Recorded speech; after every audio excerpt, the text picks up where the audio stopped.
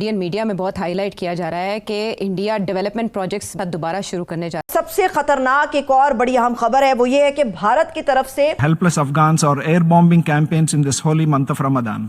UN में बैठकर हिंदुस्तान की तरफ से आवाज उठाई दी गई है कि हम आवाज दे रहे हैं यूनाइटेड नेशन और इंटरनेशनल कम्युनिटीज को कि अफगानिस्तान का सपोर्ट करे और अफगानिस्तान के साथ खड़े हो जाए। पाकिस्तान के हमले की भारत ने निंदा की है। भारत ने कहा कि यह सीधा सीधा नरसंहार है।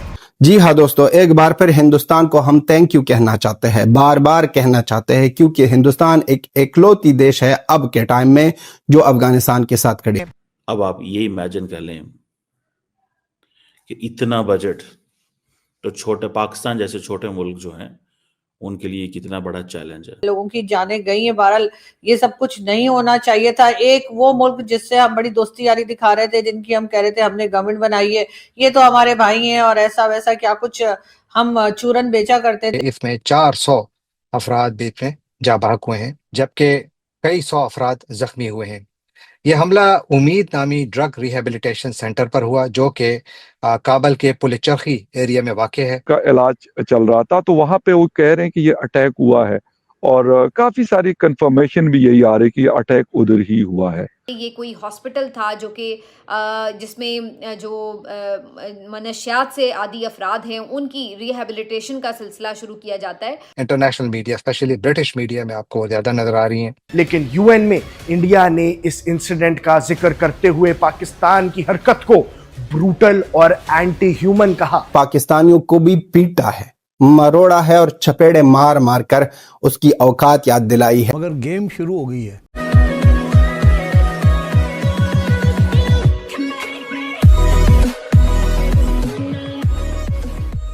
नमस्कार दोस्तों, अब ऐसा लगता है कि पाकिस्तान को गोरिल्ला वॉर के लिए गोरिल्ला वॉरफेयर के लिए तैयार रहना पड़ेगा, क्योंकि अफगानिस्तान के पास तो ऐसी कोई एयरफोर्स है नहीं।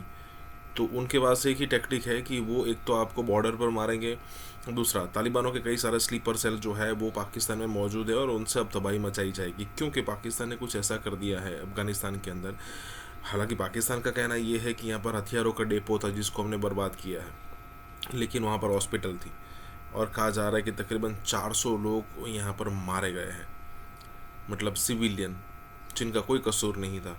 और अगर ये मारे गए तो अब सोचने वाली बात होगी कि तालिबान, और देखिए अगर यहाँ पर पाकिस्तान अटैक पर अटैक करता है तो आपको लगेगा कि भाई कि पाकिस्तान को हराना मुश्किल है, तालिबानों के पास ऐसे कोई हथियार है नहीं, एयरफोर्स है नहीं, ये बात बिल्कुल सच है।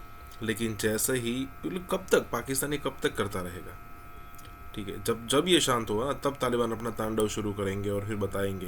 क्योंकि अमेरिका का भी वैसा ही था, अमेरिका जब हमले करता था तब तालिबान कुछ नहीं करते थे, वो छुपे रहते थे या फिर खुद को बचाने में बिजी रहते थे, लेकिन जैसे ही उनके पास मौका आता था ना वो बहुत ज़ोर की बजाते थे।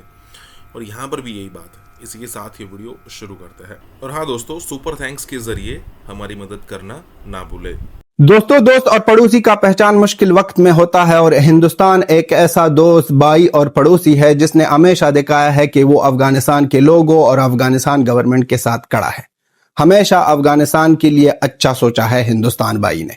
जी हाँ दोस्तों, हिंदुस्तान एक बार फिर यूएन में बैठकर वहां पर सारी दुनिया को दिखा दिया और सारी दुनिया को कह दिया कि अफगानिस्तान के लोगों की जरूरत है। अफगानिस्तान में वार हुआ था और अफगानिस्तान के साथ खड़ा होना बहुत ज्यादा इंपॉर्टेंट है, क्योंकि इस खड़े होने से अफगानिस्तान के लोगों की जिंदगी बदल सकती है।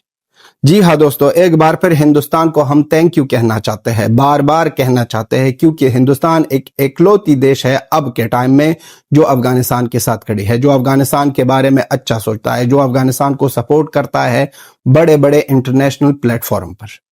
यूएन में बैठकर हिंदुस्तान की तरफ से आवाज उठाई दी गई है कि हम आवाज दे रहे हैं यूनाइटेड नेशन और इंटरनेशनल कम्युनिटीज को कि अफगानिस्तान का सपोर्ट करे और अफगानिस्तान के साथ खड़े हो जाए। इसके साथ साथ पाकिस्तानियों को भी पीटा है, मरोड़ा है और चपेड़े मार मार कर उसकी औकात याद दिलाई है कि आप लोगों की तरफ से जो एयर स्ट्राइक हुई है अफगानिस्तान पर, उनके मजम्मत करते हैं। और अफगानिस्तान के इंडिपेंडेंस, सिवरेनिटी, सब के लिए हिंदुस्तान की तरफ से बहुत बड़ा रिस्पेक्ट है और हिंदुस्तान रिस्पेक्ट करता है। बार बार हम कहते हैं हिंदुस्तान की तरफ से वहां पर एम्बेसी, हिंदुस्तान की तरफ से 500 प्लस प्रोजेक्ट जो अफगानिस्तान में है, और अफगानिस्तान के साथ जिस तरह का हेल्प हो रहा है, भले ही वो ट्रेड में हो, मेडिसिन हो, मेडिकल हो, जो कुछ भी है हिंदुस्तान की तरफ से जो हो रहा है वो लाजवाब है। सारी दुनिया के सामने इस तरह आवाज उठाना अफगानिस्तान के लिए क्या आप लोगों ने कहीं देखा है? लिख को अगर आप लोगों ने कहीं देखा है कि कोई देश है जो अफगानिस्तान के लिए इतना बड़ा सोचता है, इतना रिस्पेक्ट के साथ अफगानिस्तान के बारे में बातें करता है, तो ये तो हमें पता नहीं है। अब कई की बेकारी आ जाएंगे कि ये और वो, ये साजिश हो रही है हमारे अगेंस्ट। ये साजिश नहीं हो रही है। हिंदुस्तान को पता है कि उनका भाई मुश्किल में है और उनके भाई का साथ दे रहे हैं और भाई के साथ कड़े होने की ठान ली यहाँ है। जहाँ तक बात है कि लोगों की, एक तो पहले इस इंसिडेंट पे बात कर लेता हूँ। वो है कि ये जो ड्रग्स एडिक्ट होते हैं उनका एक इलाज का मरकज था ये। कुछ लोगों ने कहा कि एक हॉस्पिटल था, लेकिन ये भी एक हॉस्पिटल ही था। इलाज कर रहे थे उसमें, जिसमें रिहेबिलिटेशन होती है उन लोगों की, क्योंकि ड्रग्स एडिक्ट बहुत ज्यादा आते हैं काबुल में इससे पहले। फिर इन्होंने उनको इकट्ठा किया, जो अफगान हुकूमत है या तालिबान हुकूमत है उन्होंने, और फिर उसके बाद उनका इलाज चल रहा था। तो वहां पे वो कह रहे हैं कि ये अटैक हुआ है, और काफी सारी कंफर्मेशन भी यही आ रही कि अटैक उधर ही हुआ है। जहां तक बात है कि number of casualties in this incident और दिस अटैक, तो उसके मुताबिक ये है कि 400 का फिगर बिल्कुल मुझे, क्योंकि हमारे यहाँ के और कुछ और जो ग्रुप्स हैं हमारे मीडिया के, उसमें काफी ऑथेंटिक, यहाँ पर मुझे नहीं लगता कि कोई, मतलब 10% लोग भी इस चीज को सपोर्ट कर रहे हैं कि ये बड़ा अच्छा हो रहा है, बल्कि ये कह रहे हैं कि यार इसका कोई, ये this is not a solution for मतलब दिस प्रॉब्लम्स, क्योंकि उसको हल करने के लिए आपको शायद कुछ और करना पड़ेगा। इसका नुकसान जो है ना, ये मसला ये नहीं है कि आज का नुकसान है अर्जुन, ये नुकसान इसको हमने 6 महीने बाद, साल के बाद, 2 साल के बाद, 10 साल के बाद, इसकी जो हीट है ना वो तब फील होगी। लोगों को अब लगता है इस्लामाबाद से बैठकर आप कुछ भी बोल दें, मतलब जो हमें हुक्मरानों की बात कर रहा हूँ। अगर ये जरूर है फखर के, अभी सही फिगर नहीं आया है, लेकिन बार बार 400 जो है वो सोशल मीडिया पर भी कहा जा रहा है और यहाँ पे भी कई लोग खैर कमेंट कर रहे हैं, तो जाहिर है कि सही फिगर नहीं पता, लेकिन गलत हुआ है। मैं समझती हूँ पाकिस्तान को इस तरह से अटैक नहीं करना चाहिए था। आपने अफगानिस्तान को बहुत कमजोर समझ के रखा है। आपका ख्याल है कि वो आपकी बात नहीं सुनेंगे, आपके हिसाब से नहीं चलेंगे, तो आप इस तरह के अटैक करेंगे उनके ऊपर। साथ ही साथ इसमें फकर कहां तक आपको अमेरिका का हाथ लगता है, क्योंकि ये जो एकदम से उठकर इन्होंने ये सिलसिला शुरू किया है, उसमें कहीं ना कहीं डोनाल्ड ट्रंप को खुश करने का, ऐसे तो नहीं लंच डिनर चल रहे थे, और ये बहुत भारी पड़ेगा। इससे पहले भी पाकिस्तान ने अमेरिका का साथ देते हुए अफगानिस्तान के साथ गलत किया था, जो यहाँ से स्पेस दी गई थी, और एक बार फिर हम वही उसी तरफ जाते हुए दिखाई दे रहे हैं। अर्जुन को कम स्पेस देते थे ना, और इनके लिए हम लोग भी इकट्ठे करते थे। ये हमारी एक दागदार हिस्ट्री है अनफॉर्चुनेटली। बेशक लोगों को ये बहुत बुरा लगता है कि हम जब ये बात आज करते हैं 2026 में, क्योंकि आज से कुछ साल पहले दिफाए अफगानिस्तान जो है वो दिफाए पाकिस्तान कहा जाता था। इसको ये मैं नहीं कहता हूँ, ये कौन लोग होते थे? मौलाना समीउल हक साहब हुआ करते थे, उसके साथ ये जो मरकजी मुस्लिम लीग और इस तरह के बेशुमार लोग हैं जो मुख्तलिफ नॉन स्टेट एक्टर्स थे और जो कश्मीर में लड़ा करते थे, ये लोग हुआ करते। इंडिया जो है उसने एक दफा फिर स्टेटमेंट जारी की है, और वो स्टेटमेंट उसने किसके लिए जारी की है? अफगानिस्तान के लिए। ये स्टेटमेंट मैंने आपके सामने चलाई है, अगर आप देखें। ये स्टेटमेंट में बेसिकली वो कहते हैं कि जी हमारे ऊपर बड़ी मीडिया इंक्वायरीज आई, हमसे पूछा गया, हम ये कहते हैं कि पाकिस्तान ने जो स्ट्राइक्स की हैं अफगानिस्तान में, जो कि पाकिस्तान दहशतगर्दों की हाइड आउट्स पे हमला करता है बाय द वे, ठीक है, वो कहते हैं कि क्यों किया आपने? उससे तो सिविलियंस मारे जा रहे हैं, सिविलियन इंफ्रास्ट्रक्चर तबाह हो रहा है। पाकिस्तान ये क्यों कर रहा है? पाकिस्तानी एस्टैब्लिशमेंट लफ्ज इस्तेमाल करते हैं, यानी कि Indian foreign office is directly talking with Pakistan military leadership. वो पाकिस्तान की मिलिट्री लीडरशिप से डायरेक्ट बात कर रहे हैं। समझ रहे हैं जनाब? ये चीज है वो जो मैं स्टडी की है कि वो कहते हैं कि जी हम डायरेक्ट पाकिस्तान की मिलिट्री लीडरशिप से बात कर रहे हैं कि पाकिस्तान की मिलिट्री लीडरशिप रिस्पॉन्सिबल है। तो यहां से आपको अंदाजा होगा कि the Indians are playing a smart game, बड़ी ही स्मार्ट गेम खेल रहे हैं कि किसी न किसी तरीके से पाकिस्तान को बिजी रखना है। मैंने इस पे आपको बहुत पहले कहा था कि इंडिया का पर्पस क्या है, इंडिया क्या चाहता है, पाकिस्तान की ऑप्टिक्स क्या हो। पाकिस्तान की ऑप्टिक्स ये होनी चाहिए कि यहाँ पे धमाके हो रहे हैं, दहशतगर्दी हो रही है, बॉर्डर पे गोलाबारी हो रही है, इकोनॉमी ठीक नहीं है। जितनी इकोनॉमी खराब होगी, जितनी पाकिस्तान की इकोनॉमिक राइज पे हमला होगा, उतना इंडिया समझता है कि पाकिस्तान जो है वो मिलिट्री कैपेबिलिटी उसकी कम होगी, तो पाकिस्तान को परफॉर्म नहीं करना चाहिए। देखें, एडवर्सरीज जो होते हैं दे प्लान, ठीक है। अब मिसाल के तौर पे पाकिस्तान के अंदर अगर दहशतगर्दी के वाकयात हो रहे हैं तो दुनिया बाहर से बैठ के क्या दे, यार वहां नहीं जाना, वहां हालात ठीक नहीं। खुतबों के दौरान शिया उलमा इकराम की जानिब से जो इंकशाफात किए जा रहे हैं इस मुलाकात के हवाले से, वो इंतहाई सनसनीखेज हैं, जिसके बाद पाकिस्तान के अंदर इस वक्त सूरत-ए-हाल खासी हद तक हसास हो चुकी है। मैं कुछ वीडियोस भी आपको दिखाता हूँ। और कहा यह जा रहा है कि शिया उलमा इकराम को यह कहा गया कि अगर आपको ईरान से इतनी मोहब्बत है तो ईरान चले जाओ। और जनरल आसिम मुनीर साहब का लबो लहजा इंतहाई तौहीन आमेज था। ऐसी गुफ्तगू उलमा के साथ ज़ेब नहीं देती। मैंने 3-4 मरतबा फील्ड मार्शल को कहा कि आपने अपनी तकरीर कर ली है, अब आप हमारे भी सवालात और तहफ़्फ़ुज़ात हैं। पहले वो इनकार करते रहे और फिर उन्होंने ये कहा कि जनाब कि इस खाने के बाद नशिस्त रख लेते हैं। उलमा कराम इंतज़ार करते रहे, लेकिन वो चले गए। अल्लामा नाज़िर हुसैन नकवी साहब ये बात कर रहे हैं। इसके अलावा कुछ दीगर वीडियोस भी हैं, वो भी आपको दिखाते हैं। पहले आप ये सुन लें कि क्या कह रहे हैं वो, उसके बाद कुछ दीगर वीडियो सुनिए।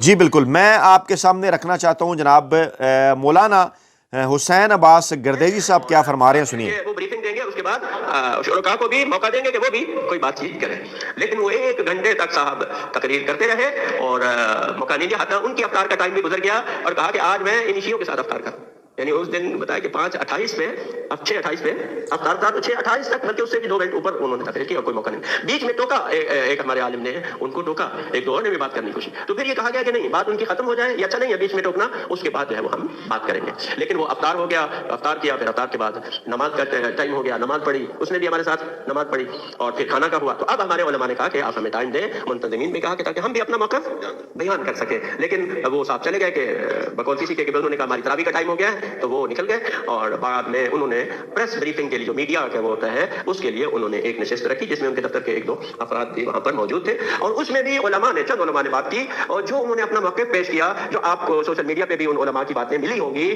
उनमें से उन बातों को बयान नहीं किया गया, फकत वो जो उनके मतलब की बात थी वो उन्होंने ली। अलबत्ता इसमें 1-2 अफराद ने चापलूसी की और उन्होंने गलत बातें भी की हैं। वो आपको पता है कि वो होते हैं अपनी उसके लिए करने के लिए। तो उसके बाद जो है वो महफिल तमाम हो गई। नंबर 1 तो यह कि उसका लहजा बड़ा सख्त था और यानी गोया गुस्से में था। और उसके बाद जनाब इसके ऊपर बार बार एक ही बात की जा रही है कि रोला पड़ गया है और जनाब अब ये बोर्ड ऑफ पीस जो है वो गले पड़ता हुआ नज़र आ रहा है। और जो ये कह रहे हैं, जो अल्लामा राजा नासिर अब्बास ने कहा कि जो कहते हैं अगर ईरान की हमायत में निकलना है तो ईरान चले जाएं, उन्हें कहता हूं आप इसराइल चले जाएं। अल्लामा राजा नासिर अब्बास ने यह कहा, मैं इनकी गुफ्तगू भी सुनाता हूं।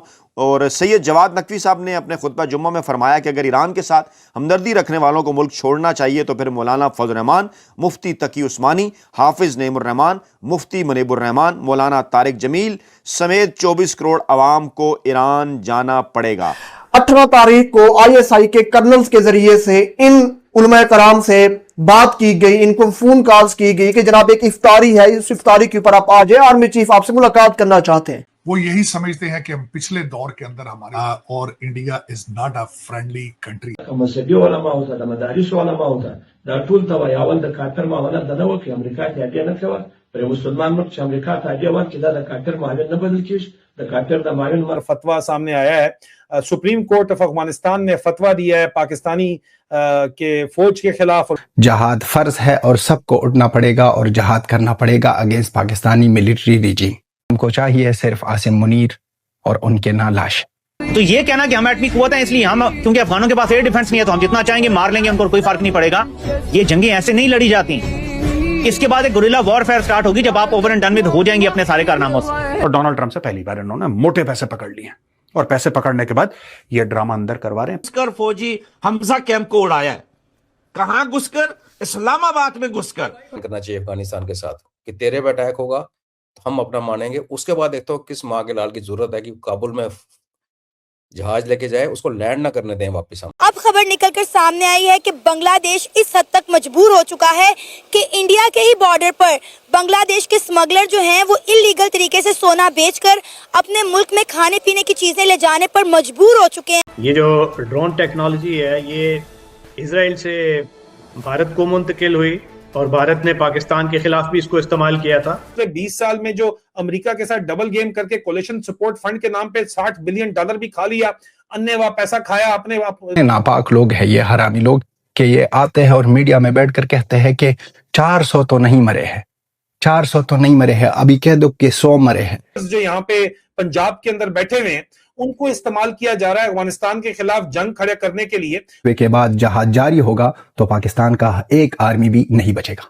हमको आसिम मुनीर चाहिए, आसिम मुनीर का लाश चाहिए। उसको देखना है कि ये कुत्तों की तरह उनको मारे। ऐसा ही हम कहेंगे कि fuck Pakistan, fuck Pakistan, fuck Pakistan. ये कर देंगे, हम वो कर देंगे। अभी सिर्फ इंडिया ने इनकी एक्सपोर्ट रोकी है तो उन्हें खाने के लाले पड़ गए।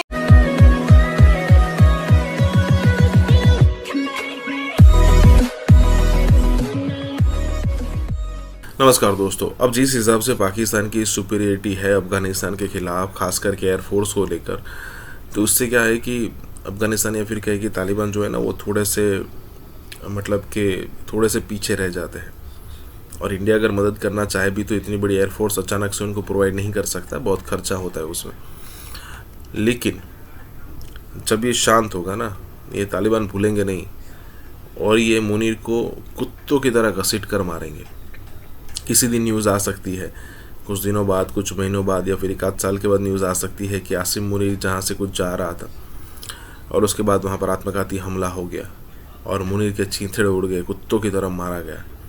ये बिल्कुल हो सकता है क्योंकि तालिबान ये भूलेंगे नहीं। अभी उनकी मजबूरी है सहना, क्योंकि उनके पास एयरफोर्स है नहीं, पाकिस्तान के पास एयरफोर्स है, तो उनकी मजबूरी है सहना और वो सह रहे हैं। अभी हो सकता है तो बॉर्डर पर जवाब भी दे रहे हैं, लेकिन जिस हिसाब से उनके साथ ये कांड हो रहा है ना, वो भूलेंगे नहीं और बहुत ही ज़बरदस्त तरीके से पलटवार करेंगे। इसी के साथ ही वीडियो शुरू करते हैं। और हाँ दोस्तों, सुपर थैंक्स के जरिए हमारी मदद करना ना भूले। जंग फर्ज हो चुकी है क्योंकि पाकिस्तान की फौज के खिलाफ जंग फर्ज हो चुकी है, क्योंकि पाकिस्तान की फौज जो है वो कुफार के लिए लड़ रही है और जाहिर बात है हमारे ऊपर अमेरिका के कहने के ऊपर हमला कर रही है, इसलिए तमाम मुसलमानों को लड़ना चाहिए। लेकिन 2023 में इन्हीं मौलवी साहब ने जो है, मुफ्ती साहब ने फतवा दिया था स्क्रीन के ऊपर कि पाकिस्तान के खिलाफ फतवा जो है, पाकिस्तान के खिलाफ जंग नहीं होनी चाहिए। उन्होंने फतवा दिया था कि पाकिस्तान एक मुसलमान मुल्क है और इस्लामाबाद के प्रेशर में कहा गया था कि जनाब उन्होंने फतवा दिया कि पाकिस्तान के खिलाफ जंग जो है वो शरई नहीं है, इस्लामी नहीं है। और ये उन्होंने 2023 अगस्त में फतवा दिया था और इन्हीं मुफ्ती साहब ने 2023 अगस्त के बाद 2 साल बाद, अब गुजरने के बाद, अब वो फतवा दे रहे हैं कि नहीं, पाकिस्तान के खिलाफ जो है वो जंग फर्ज है। और पाकिस्तानी फौज की खासतौर के ऊपर उन्होंने ये डिफरेंशिएट किया। पाकिस्तान के अंदर पाकिस्तानी फौज की हुक्मरानी है और पाकिस्तानी फौज की जो हरकतें उसके ऊपर उन्होंने कहा है कि जी ये जंग फर्ज कर दी गई है। इसके ऊपर हमने जो अफगानिस्तान हुकूमती जराए से राब्ता किया, अफगानिस्तान हुकूमती जराए का ये कहना है, अमारात इस्लामी अफगानिस्तान की हुकूमत का ये कहना है कि ये बिल्कुल रस्मी तौर के ऊपर हमने इस फतवे को अभी तक इंडोर्स हुकूमत ने नहीं किया। जी, रस्मी तौर के ऊपर फॉर्मली इस फतवे को इंडोर्स नहीं किया गया। ये एक बड़ा इंपॉर्टेंट जो है डिफरेंशिएट वो कर रहे हैं, लेकिन हो सकता है कर भी दिया जाए फौरी तौर के ऊपर। यहाँ पे अहम तरीन बात यह है कि अफगानिस्तान के उलमा या अफगानिस्तान के जो लोग हैं वो पाकिस्तान और पाकिस्तान की फौज में एक वाज़े फर्क रखे हुए हैं, अभी तक तो रखे हुए हैं। लेकिन दूसरी तरफ पाकिस्तान में जो है वो पंजाब के अंदर फौजी किश्तियां लॉन्च की गई हैं। वो फौजी कश्तियां जो है, फौजी कश्तियां क्या कर रही हैं, फौजी कश्तियां अफगानिस्तान और तालिबान के खिलाफ जंग को ग्लोरीफाई करने की फौजी कश्तियां कोशिश कर रही हैं। उनको अलग बे पे नहीं पता पता, जो यहाँ पे टिकटॉकर्स और जुगतबाज किस्म के जोकर्स जो यहाँ पे पंजाब के अंदर बैठे हुए हैं, उनको इस्तेमाल किया जा रहा है अफगानिस्तान के खिलाफ जंग खड़े करने के लिए। मुशर्रफ दौर में जिस तरह इस्तेमाल किया गया था जब यू टर्न लिया था अफगानिस्तान के ऊपर, और उसके बाद 20 साल पाकिस्तान में कश्तखून का बाजार गर्म हुआ था। जर्नलों ने तो डबल गेम में, जिस तरह अफगान जहाज में उन्होंने के डॉलर आज दिन तक जर्नलों के खत्म नहीं हुए, पिछले 20 साल में जो अमेरिका के साथ डबल गेम करके कोलिशन सपोर्ट फंड के नाम पे $60 बिलियन भी खा लिया, अन्य वह पैसा खाया, अपनी जात को भी खूब बनाया, अपने बच्चों को भी बनाया, लेकिन अवाम ने, पाकिस्तान और अफगानिस्तान की अवाम ने जो है वो बर्nt बर्दाश्त किया था उस जंग का। और अब यहाँ पे जो है वो कश्तियां लॉन्च की गई हैं, आपको पता ही है किस किस्म की कश्ती है। मैं काफ क्यों इस्तेमाल कर रहा हूँ, गाफ क्यों नहीं इस्तेमाल कर रहा हूं, आपको पता ही है, इसलिए इस्तेमाल कर रहा हूँ। और ये इसलिए हरकत की जा रही है इस वक्त के बाकायदा तौर के ऊपर तमाम तर कोशिशें ये की जा रही हैं कि अफगानिस्तान के खिलाफ, तालिबान बोल के उनके खिलाफ एक नैरेटिव बनाया जाए, लेकिन वो बन नहीं सकता। के बाद जहाज जारी होगा तो पाकिस्तान का एक आर्मी भी नहीं बचेगा। हमको आसिम मुनीर चाहिए, आसिम मुनीर का लाश चाहिए, उसको देखना है कि ये कुत्तों की तरह उनको मारे, और पाकिस्तान के उस जगह को निशाना बना दिया जाएगा जहां पर पाकिस्तान की मिलिट्री रिजीम है, जहां पर पाकिस्तान की आर्मी है। हम बेगैरत नहीं है कि पाकिस्तान के अवाम पर अटैक करे। वहां पर इनके कुत्ते बैठे हैं, इनके कुत्ते, जो ये पाकिस्तानी हरामी लोग, ये हरामी, ये खुद ही पाकिस्तानी अवाम को हम कहते हैं कभी कभी कि सिविलियन की गुनाह नहीं है, लेकिन ये भी इतने बड़े हरामी हैं कि गजा के लिए ना आवाज उठा रहे थे, कह रहे थे कि गजा में जो कुछ हो रहा है और जो इसराइल कर रहा है ये गलत है। इसराइल ने एक टाइम में कहा था कि हमने जो अटैक किया है उनके साथ वहां पर कैजुअलिटी नहीं आई है, उनके बाद सेकेंडरी बॉम्बिंग से वहां पर नुकसानात मिले हैं। और वही बात पाकिस्तान इंफॉर्मेशन मिनिस्टर अताउल्लाह तरार, वो जो तरबूज जैसा मुंह लेकर आता है, उनके को क्या कह दे, वो बंदा कह रहा है कि अफगानिस्तान में ये जो कुछ भी हुआ है, ये जो लोग मरे हैं, ये मरे हैं इसलिए मरे हैं कि वहां पर सेकेंडरी बॉम्बिंग हुई है। और पाकिस्तान के लोग इतने लल्लू और हरामी लोग हैं, ये इतने नापाक लोग हैं, ये हरामी लोग, कि ये आते हैं और मीडिया में बैठकर कहते हैं कि 400 तो नहीं मरे हैं, 400 तो नहीं मरे हैं, अभी कह दो कि 100 मरे हैं। अभी 100 लोग, आप लोगों को 100 सिविलियंस कम दिखाई देते हैं। वहां पर अफगानिस्तान में हर एक मीडिया मौजूद है, और अफगानिस्तान के गवर्नमेंट ने, अब स्पेशली अफगानिस्तान के फॉरेन मिनिस्टर अमीर खान मुत्तकी ने सबको बुलाया था और सबको कह दिया, सबको सबूत दिया और सबको दिखा दिया कि वहां पर कौन मरे हैं, कौन शहीद हो गए हैं। ये तो मजाक की बात नहीं है कि आप करोगे फिर बात करोगे कि हमने ये किया वो किया। ये हैरानगी की बात है कि पाकिस्तानी आर्मी और पाकिस्तान के लोग ना जश्न मना रहे हैं और कह रहे हैं कि हमने अच्छा काम किया। इसका अच्छा काम जो कह रहे हो ना, इसका बदला हम लेंगे, हम रिवेंज लेंगे। और आपके लिए ना ये 2 दिन ईद तक बाकी है। हम तो दुआ करते हैं कि ईद से पहले या ईद के दिन ही पाकिस्तानी आर्मी के इतने कुत्ते मर जाए, इतने मुर्दार हो जाए कि ये गिनना भी ना भूल जाए कि ये हमारे साथ क्या हुआ है। और वो होने वाला है। ये मजाक नहीं है कि अफगानिस्तान के लोगों के खून के साथ आपके लोग या अफगानिस्तान के सिविलियंस को आप शहीद करोगे और आप बैठोगे और कहोगे कि हमने अच्छा काम किया है। हम कि तेरे पे अटैक होगा तो हम अपना मानेंगे। उसके बाद देखते हो किस माँ के लाल की जरूरत है कि काबुल में जहाज लेके जाए, उसको लैंड ना करने दें वापस। हम जैसे वापस मुड़ के पाकिस्तान एयर स्पेस में एंटर करें तो अपने 300 किलोमीटर पर जहाज उड़ाए हैं, तो हमें ठोकना चाहिए। ये एक धर्म की लड़ाई है सर, और dharma is got nothing to with faith. ये राइट वे है। आपके एक देश है जो एक्चुअली आपकी लड़ाई लड़ रहा है और जिसके साथ हमारे सिविलाइजेशन कॉन्टैक्ट्स भी हैं। हमने उनके लिए काफी कुछ किया है और वो लोग हमें एटलीस्ट बांग्लादेशियों की तरह तो नहीं है ना, मानते तो हैं कि भारत हमारा देश है। आज जो हमारे यूट्यूबर्स ब्लॉगर्स वहां जाते हैं उनसे लोग पैसे नहीं लेते खाने के होटलों में, इतनी गरीबी होने के बावजूद फ्रूट्स दे देते हैं फ्री में कि Hindustan Hindustan Hindu and they love you. तो हम उनको उनकी रक्षा क्यों ना करें? हम उनको ठीक है ऑफेंसिव पावर ना दें, हम उनको ऐसा ना करें कि पाकिस्तान में हमारे हथियार लेके कुछ एक्चुअली उनको बचाने की तो हमें कुछ करना चाहिए ना सर। बलोचों को आप एथिकली गलत हो जाएगा, वो इंसर्जेंसी है, एक सॉवरेन कंट्री के अंदर है, आप ओपनली नहीं कर रहे हैं कि मनमोहन सिंह ने कहा था हम कर रहे हैं शर्म शेख में, वो अलग है। अफगानिस्तान एक देश है, उसकी एक सरकार है, गुड बैड अगली हम कौन होते हैं? वो उनकी देश चल रहा है ना सर, दे आर सर्वाइविंग। उनकी करेंसी पाकिस्तान से करेंसी से ज्यादा अच्छा कर रही है। वहां पे पाकिस्तान जैसा बुरा हाल नहीं है, लॉ एंड ऑर्डर का एक सिस्टम चल रहा है। तो हमें क्या प्रॉब्लम है? हम क्यों अपने आप को एक्सर्ट नहीं करते सर? वर्ल्ड स्टेज पे आप खेलना चाहते हो तो आपको ऐसे ही खेलना पड़ेगा। और अगर आप सिर्फ एक डॉक्यूमेंट साइन कर दें कि डिफेंस म्यूचुअल डिफेंस एग्रीमेंट है, ईरान के साथ रशिया ने किया है सर। पिछले जून के अटैक होने के बाद ईरान, जिसको रॉग नेशन कहते हैं, तो जिसके पीछे पूरा वेस्ट पड़ा है, उसके साथ रशिया ने म्यूचुअल डिफेंस पैक्ट साइन किया। हालांकि उसने वैसे वाला म्यूचुअल डिफेंस दिखाया नहीं। हमें कौन रोकता है सर? हमें अफगानिस्तानियों को आज बचाने के लिए एक कागज के ऊपर साइन किए हुए काफी है, फिर देखेंगे पाकिस्तान की जरूरत कितनी है। आज उनको पता था कुछ पूरी की पूरी लीडरशिप उन्होंने उड़ा के रख दी है इजराइल ने। तो उसके बाद भी आप समझते हैं कि ज्यादा हमें अपना बिस्तर बोरिया और लोटा उठाकर वहां पे चलेंगे करने के लिए जिहाद? भाई साहब, अगर आपके पास है ना ग्रीन पासपोर्ट तो आपको कहीं ट्रैवल करने की जरूरत नहीं है, चुप करके घर बैठे। जो मेरे साथ जलालत हुई है, मैंने कुआलालंपुर से जाना था शंघाई, कुआलालंपुर पे 40 मिनट तक उन लोगों ने मुझे जलील किया। इनको स्टॉप किया गया कुआलालंपुर में, फिर चाइना में, और चाइना इनके अब्बू इन पर भरोसा नहीं करते। जो ही मैं शंघाई के अंदर उतरा तो वहां पे बंदे पहले से मौजूद थे इमिग्रेशन के, मोटे मोटे से 3 से 4 चाइनीज इमिग्रेशन के। उन्होंने वहां से मुझे पकड़ा, मुझे साथ कमरे में ले गए। वहां पे मेरी इन्वेस्टिगेशन तकरीबन डेढ़ 2 घंटा, पौने 2 घंटे। इतनी जलालत, सिर्फ क्या, पासपोर्ट। हमारे दोस्त अजीजों कारे बाहर जाते हैं, इमिग्रेशन पे पासपोर्ट देते हैं तो पूछा जाता है हाँ जी पाकिस्तानी पासपोर्ट, तो वो कहते हैं पाकिस्तान इज स्ट्रॉन्ग। ये देखो, ये रहा इस्लामी, ये रहा जमहूरिया और ये पे चढ़े पाकिस्तान। पाकिस्तान की आर्मी। इंडिया एक बड़ा मुल्क है, साउथ एशिया का सबसे बड़ा मुल्क है, एक इमर्जिंग इकोनॉमी है। इंडिया की अपनी इंपॉर्टेंस है, उसको तो हमें डिसरिगार्ड नहीं करना चाहिए। खुद ही पाकिस्तानी आते हैं, अपने आप को जलील करते हैं और कहते हैं कि हमको इस तरह दुनिया देखती है, दुनिया हमको इतना जलील करती है। इमिग्रेशन पर उनको ऐसा वेलकम मिलता है कि लोग उन्हें कहते हैं कि जी आपका एक ऐसे मुल्क से ताल्लुक है जिसको हम इज्जत की, कदर की निगाह से देखते हैं। अदालतें चोर, पुलिस चोर, आर्मी चोर, पॉलिटिशियन चोर, सारे चोर हैं। इसको थूकता नहीं इस पासपोर्ट के ऊपर। जब हम बाहर जाते हैं, जिस तरह हमारी चेकिंग होती है, आई कांट टेल यू, मुझे इतना अपना आप ह्यूमिलिएटेड लगता है कि जब ऐसे करके एक चीज आपके जब इस बेइज्जती, ये पासपोर्ट को रखना बेइज्जती है मेरे लिए। It is gonna be quite, it is gonna be, बोलते ना जहां पर सांप भी मर जाए बांस का डंडा भी ना टूटे। भारत के अंदर कोई टॉलरेंस नहीं है आप लोगों के लिए अभी इस टाइम पे, क्योंकि जिस तरह से आप चीजें अपने देश में कर रहे हो, कुछ नहीं है।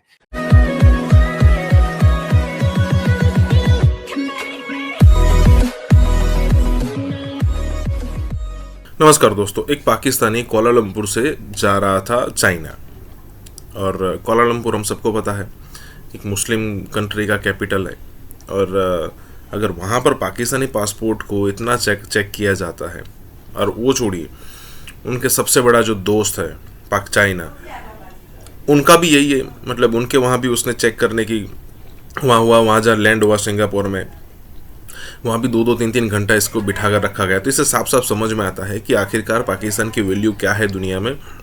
और कई सारी क्लिप्स हमको मिल जाती है। एक पाकिस्तानी एक्ट्रेस थी जो इंडिया में काम कर रही थी, इंडियन मूवी में काम कर रही थी, और सबको एक फॉरेन के अंदर शूट करने के लिए जाना था।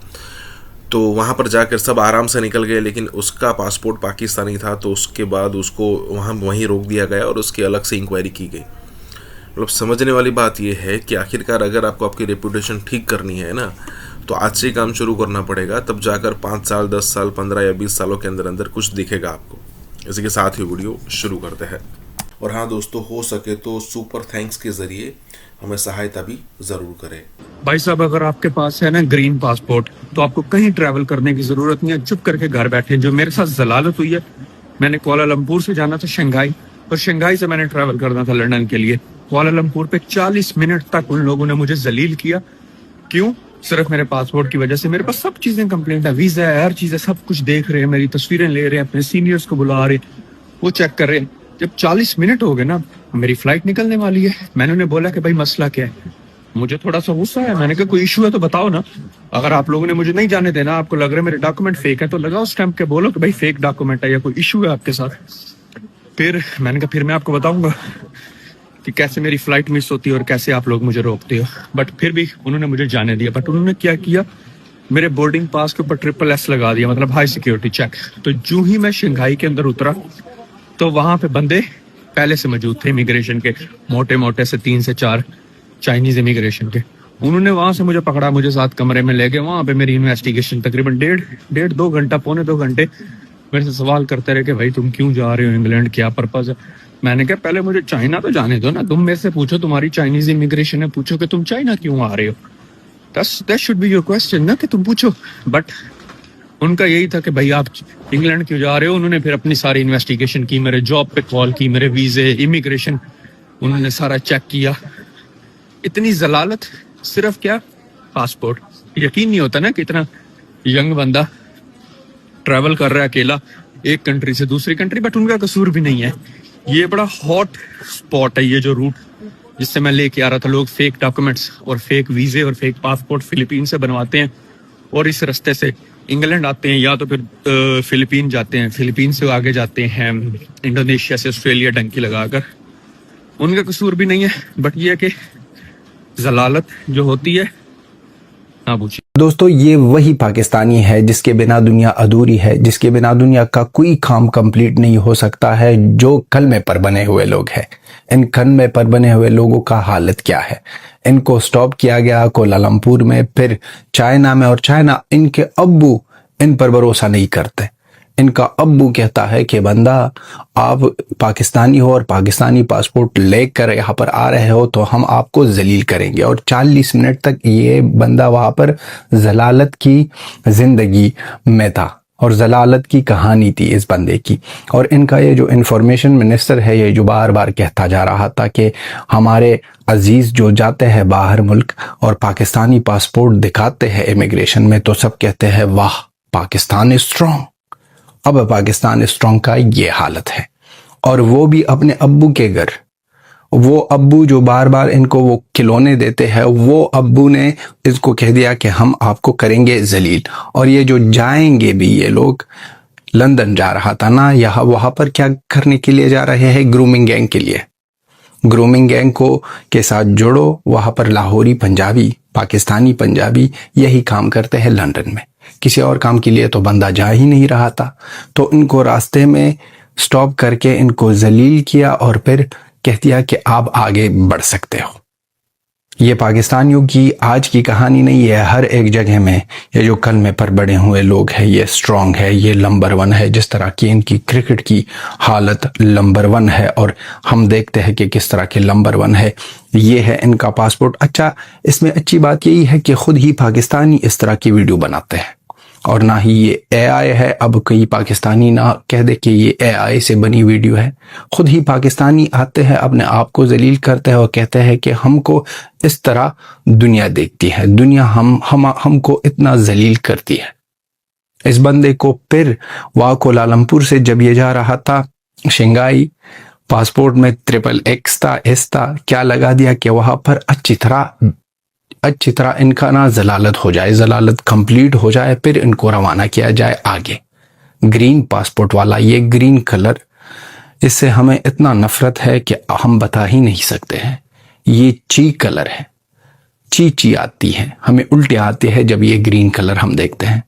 तो इन लोगों की हालत ये इस तरह की हालत है। और फिर इनके अब्बू ने जिस तरह इनको समझाया, अब्बू ने बहुत ज़्यादा कहते हैं ना, चाइना हमारा दोस्त, चाइना हमारा बाप, चाइना हमारा अब्बू। ये तो हर एक दिन जिस तरह क्रिकेट में अपने अब्बू को रोज़ाना चेंज करते हैं, इस तरह ही ना भाई कोई बंदा अपने लिबास को इतना जल्दी जल्दी चेंज नहीं करता है रोज़ाना जितना ये लोग अपने अब्बू को चेंज करते हैं।